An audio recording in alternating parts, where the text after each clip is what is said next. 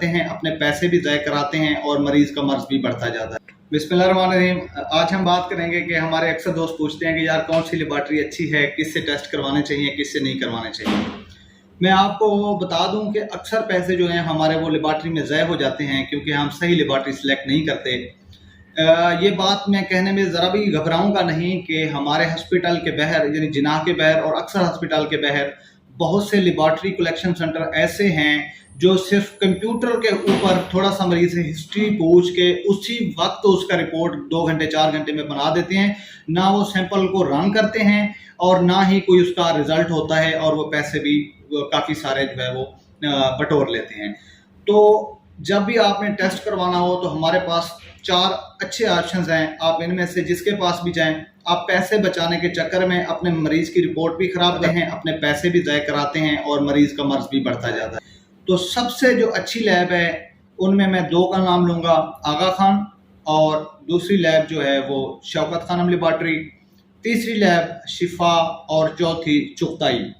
اگر آپ کے پاس تھوڑا بہت بجٹ ہے تو شفا میرے خیال میں سب سے اچھی ہے، اور اس کے ساتھ چغتائی بھی۔ لیکن میں ایز اے ڈاکٹر میں نے چغتائی کا ایک رزلٹ اگلے دن دیکھا ہے آئی پی ٹی ایچ کا، وہ ٹیکنیکل لوگ سمجھتے ہیں، وہ 1214 سے 126 پہ آ گیا ایک منتھ میں، اور اگلے منتھ دوبارہ 12 سے 14۔ یہ کسی طرح بھی ممکن نہیں ہے، ٹیکنیکل لوگ سمجھ سکتے ہیں اتنی فلیکچویشن۔ یہ رزلٹ بالکل غلط ہے۔ 2500 سے 3000 انہوں نے بھرا بھی ہے، اور مریض کا بھی نقصان ہوا، اس کی دوائیوں کا بھی نقصان ہوا۔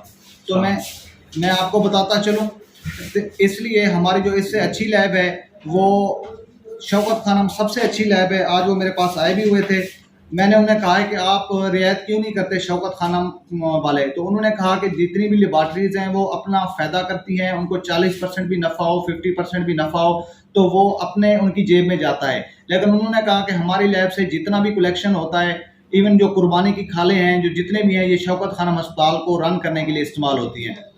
کوئی بھی پولیٹیکل افیلیشن نہیں ہے۔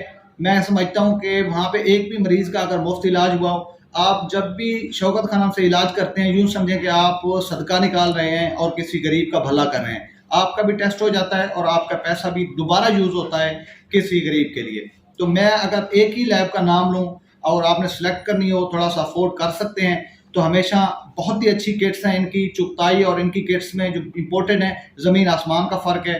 تو کبھی بھی بایوپسی کی رپورٹ ہو، جو بڑی رپورٹ ہے وہ تو ہر حال میں ہی شوکت خانم سے کروانی چاہیے، اور اگر تھوڑی سی آپ کے پاس گنجائش ہے اور ایکوریٹ رزلٹ چاہتے ہیں تو شوکت خانم لیبارٹری کو فیور کریں، اور یہ انشاءاللہ تعالیٰ اس پیغام کو بھی آگے بڑھائیں تاکہ یہ ایک ثواب کا جو ہے سرکل چلتا رہے اور ہمارے لوگوں کا، ہمارے غریبوں کا فائدہ ہوتا رہے۔ اور اس طرح ایک اور لیب الخدمت، یہ بھی ایک ٹرسٹ کی طرف سے ہے، اور ان کے بھی چارجز بہت کم ہیں اور ان کے رزلٹ بھی بہت اچھے ہیں جہاں تک میں نے سنا ہے، لیکن میرا ذاتی طور پہ ان کے ساتھ ایکسپیرینس نہیں ہے۔